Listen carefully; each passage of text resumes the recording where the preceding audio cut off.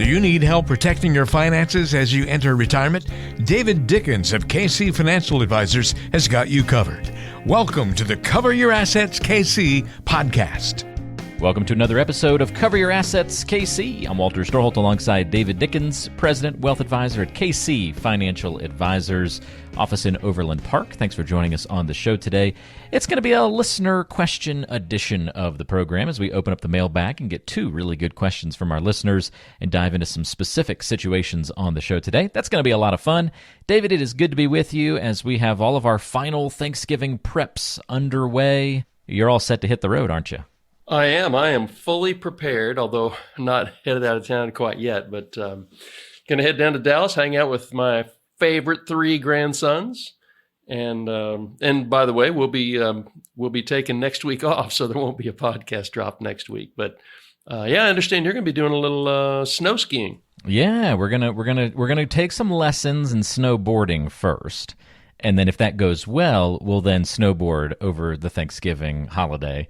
If not, we'll switch to skiing. But one of the two. So yeah, that'll be super fun. We don't have any our Thanksgiving tradition is that we don't have Thanksgiving traditions. So every Thanksgiving, my whole life really has been quite different. Every year we do something unique and different, and so you're keeping this that just fits intact right in this with year. that. That's great. Yeah, so I think that'll be a little bit of fun. Get a little vacation out of it. So rule number nice. one is not to have fun. Rule number one is to not get injured, and then yes. rule number two will be have fun. But yep, that's the goal. And number three would be stay warm if you can. That's going to be more difficult. I definitely am going to have to go find some good snow pants and a new jacket or something like that to be ready for those elements. I think I might be in for a rude awakening because it's been a while since I've done some true mountain activity like that in the winter. Yeah. So yeah. Well, November should be a little warmer than February up there. Hopefully, we'll see. You never know what you're going to get on the mountain. So that's true. It might be nice, at the base, and it might be 0 degrees up a little bit higher. So we'll have to see how it goes. Well, let's not let the listeners wait too long here, David. Let's in our final show before Thanksgiving get some listener questions here. By the way, if you ever want to submit a question to be featured on a future program, you can do that a couple of different ways. One is to go to coveryourassetskc.com, submit a question through the website, or you can email David directly, ddickens@kcfa.com. All right, so this first one comes to us from a listener, and the listener says, I'm 62, retired, and considering a series of Roth conversions before I turn 72. You mentioned in a recent podcast about using the rule of 72 to figure out whether or not a Roth conversion might be smart for me to consider. Can you explain that in more detail? Yeah, so this was actually, the person is a listener, but they were sitting in my office when they posed this question, and I had the benefit of throwing a lot of stuff up on a whiteboard. And what I don't have the benefit of today for our podcast listeners is a whiteboard. So hopefully, and I'm gonna take you through this calculation as I walked this person through it, so that they could hopefully understand whether it was a benefit to them. And we can visualize the whiteboard. Exactly. So you can watch my virtual whiteboard here. So the first thing you've got to do, so it's a really super good question. And if you retire a little bit early and you've done well for yourself, there is going to be this window of opportunity before you turn 72, before required distributions start. And after they start is when the IRS has you exactly where they want you, in that you cannot escape. Because the penalties, as we've said often on this podcast, the penalty for not taking your required distribution is 50%. Plus, you got to pay the taxes on it. So it's not something you would ever do. So here's how you use the rule of 72. Here's the calculation that I went through with this person. And hopefully this is super valuable for any early retirees or retirees under 72 that might be listening today. So the rule of 72 is a fast, easy way to determine how fast any number, but in this case, your money, how fast it will double. So let's say that this person's IRAs total up $1.2 million today, and they're 62 years old. And they're expecting, Walter, sorry to put you on the spot like this, but if you were going to guess, one of the calculation items here is you have to guess, You have to estimate what your return is going to be each year over the next 10 years from age 62 to 72. What's a reasonable number I could throw in here? Reasonable. I don't know. Well, we'll see what my expectations are, I suppose, and see if that's reasonable. Like 10%. I feel like a lot of people would dig that number up. Okay. And so, I think you're right, except that as a financial advisor, I would not. Because I know that some of this money is going to be from the client perspective, right? Exactly. 10% would be awesome. However, that's not going to happen. And as you're listening to this show, I'll tell you, you are not going to compound your money at 10% over the next 10 years. But what you might do, you might expect growth of about 6.5% a year. And because you're going to have some bond allocation in there, you're going to have a year or two where the market goes down, and then a couple of years where it goes up real handsomely. So the way you use the rule of 72 is this. If you take 72, if you divide 6.5 into 72, you get 11.07. And all that is it's telling you that your money will double in 11.07 years. That's how you use the rule of 72. If on Walter's case, if we would have said 72, divide 10 into 72, well, his money would double in 7.2 years. So the bigger the annual compounded growth rate, of course, the fewer number of years it takes. But in my illustration here, that 1.2 million is going to double in 11.07 years if it grows at 6.5% a year. So that 1.2 million is going to be worth 2.4 million in 11 years. But this person only has 10 years to go before they turn 72. So let's say that instead of 2.4 million, it comes up to be 2.25 million. Did I calculate that? Nah, I just kind of rounded down. So this person knows that when they turn 72, the IRS is going to be licking their chops over this $2.25 million IRA. So the next question he or she has to answer is, well, how much is my required distribution going to be on a $2.25 million IRA? So a couple of weeks ago, we went through that calculation, and I pulled up something called the 2022 Uniform Lifetime Table. And all that is a table that tells you, based on your age, how much you have to take out of your IRA each year.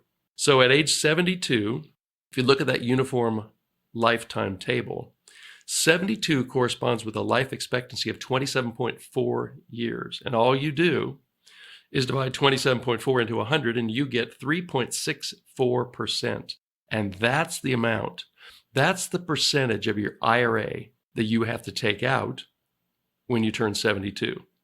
And it'll be higher at age 73. The percentage will be higher, and higher at 74, and higher at 90, and higher at 100. The percentage keeps going up.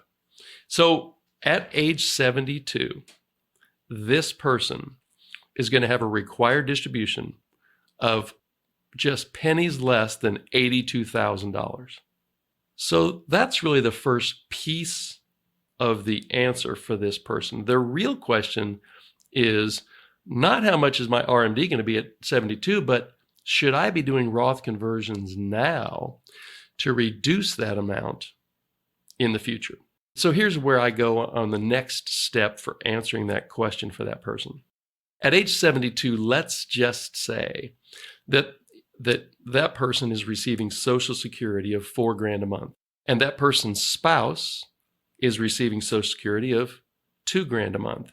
What we're trying to figure out is, what is their tax bracket going to be when they turn 72, and all of a sudden they have an extra $82,000 of RMDs hitting their Form 1040. And how much is the IRS going to love that?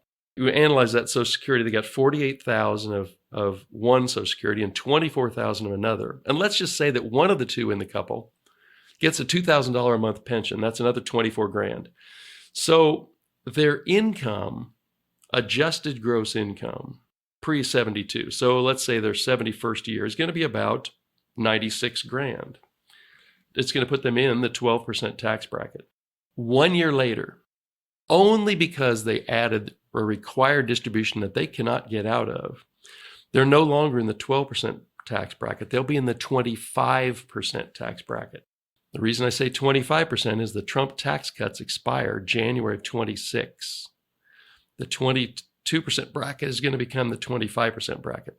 And that's That's not for positive certain, but it's really sure in my mind that tax brackets are going back to where they were before the Trump tax cuts. So the answer for this person is there's probably a really good reason for you to max out the 12% bracket that you're in right now instead of waiting until 72 when you are guaranteed to be in the 25% bracket, going up toward the 28% bracket over the following couple of years. So all this person would really do with that information is say, well, currently the 12% bracket ends at $83,000 of taxable income, which is right about what they have. The 22% tax bracket would allow them, again, if we had a whiteboard, this would be super simple to follow. But the 22% bracket gives them about another $90,000 a year of income that they could take and pay 22% taxes on it voluntarily. But it would reduce that IRA by about $80,000 or $90,000 a year. They would put it into a tax-free Roth. Consequently, all the subsequent growth on that $80,000 conversion happens tax-free. All they're doing, Walter, is trading in a known 25% tax bracket when they turn 72 for either the 12 or 22% bracket that they have right now. They're not necessarily simple. It's not necessarily intuitive. If you think you're going to have a tax problem at 72 because of your required distributions, now is a really good time, whether you're 62 or 65 or 68 or 70, now is a really good time to consider Roth conversions. And there's a pothole or two that you can step into. So if you are a really good do-it-yourselfer, you should be able to do this for yourself. If you're not a really good do-it-yourselfer, but you think there's an opportunity here for you to reduce your taxes in the future, then just find an advisor who is conversant in this type of strategy and sit down and see if they can be of some help to you. Either way, I just encourage you, the better you've done for yourself in your working years, this is a terrific time to not ignore the opportunity to do them Roth conversions before age 72. Hopefully, that was pretty helpful. I think so, David, and it leads me to just a fantastic call to action, because you said it multiple times. If, you had the whiteboard, this would be really helpful to explain to people. Well, if you want the whiteboard version, pick up the phone, give David a call, and he'll walk you through the whiteboard version, not only on this topic, but other planning topics related to your financial life. Schedule a time to visit, and you can go through that CPR process, that's complete planning review. It's if you want to get in touch and ask a question, maybe come in, meet, and have that conversation about your financial plan and get the whiteboard versions of these explanations as well. You can do that by calling 913-317-1414 or go to coveryourassetskc.com and get in touch through the website. And we'll link to that contact info in the description of today's show so you can spot it easily. Great explanation there, David, even without the whiteboard. Appreciate you taking us through that. Fantastic. All right. Leads us to our second question of the episode. This person said, I recently inherited a portion of my aunt's IRA when she died. I am 48. She was 79. I don't need the money now, but am confused about how much I'm required to withdraw, or even if I have to take withdrawals. What is the answer? So, super good question. Very nice of your aunt to leave you money like that. And it used to be a real straightforward answer, but the law changed. But it used to be that you would take that money out, a piece of it every year, based on your life expectancy. In other words, you could stretch that out over your entire life. But that all changed a couple of years ago with the passage of a new law. And now you basically have a couple of options. You could take all the money out as soon as you inherit it, give up the IRA tax structure, and just pay the taxes that are due, but it would all be this year, and it would all be at your highest marginal tax bracket. So you already told us that you don't need the money, so that would be a silly idea for you. What you'd like to do is string out that tax deferral, arguably as long as you can, or at least into a future year. The tax law that changed said that now you have to have that entire account down to zero by the end of the 10th year. And this is so that's hard and fast regardless of your aunt's age. But here is what I'm getting ready to explain now is the impact of some layering of tax laws on top of each other, and I think poor interpretation by the IRS that's made this unnecessarily complicated. Since your aunt had already turned 72, she was taking required distributions out of that IRA, which means that you have to take an annual required distribution based on your age, and you have to have it cleaned out by the end of the 10th year. If your aunt had been 70 or 71 and she was not taking required distributions, then you could have taken zero over the next 9 years and all of it out in year 10. Or you could have taken it out in any amount you wanted during that 10 years, but you wouldn't have had a required distribution. But again, since she was over 72, you have a required distribution. So how much is that? Well, in the prior question, I brought up the uniform lifetime table. And so what you would use, since you're not 72, you would look for the single lifetime table. And that's going to have a lower percentage amount that you have to take out. You would merely use the exact same process that I just described and figure out as a 48-year-old, what is my required minimum distribution this year? And then the percentage will be a little higher next year and a little higher the year after. And then you can take the money out fully anytime you want. Let's say that you get laid off when you're 52. And since your income will be significantly lower, maybe you decide to take a chunk of this money out while your tax bracket is artificially low. Maybe you wait till 10 years because at 48, you hope to be done working at 57. And then at age 58, you might take this money out at a super low tax bracket.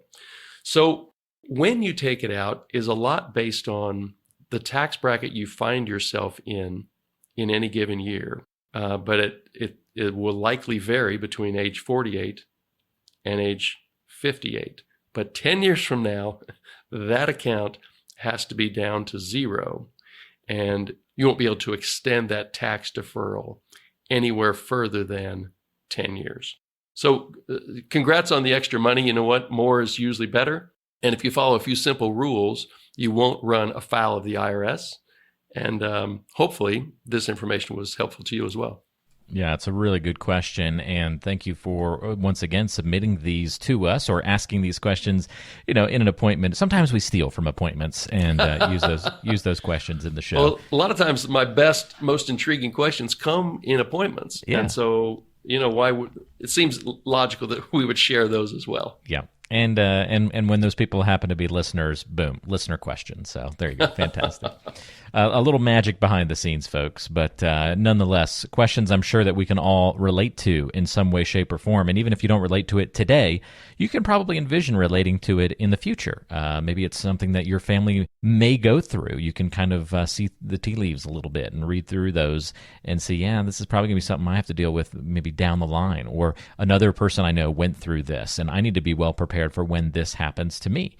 Maybe you're even going through it right now. Even better chance to reach out, have a conversation with David about how you can best prepare or navigate through issues like what we talked about on today's show. In the grand scheme of things, these are small parts of the full planning process, but they give you a peek into just some of the detail that David and the planning process encompasses when you have these conversations about your financial life and how to navigate forward into the future. And if you'd like to have those deeper conversations and get customized guidance and advice, you can reach out to David and see if you'd be a good fit to work with one another and come in for a review of your plan. CoverYourAssetsKC.com is one way to reach out. Just go through the website and get in touch that way, or call 913-317-1414. Again, 913-317-1414.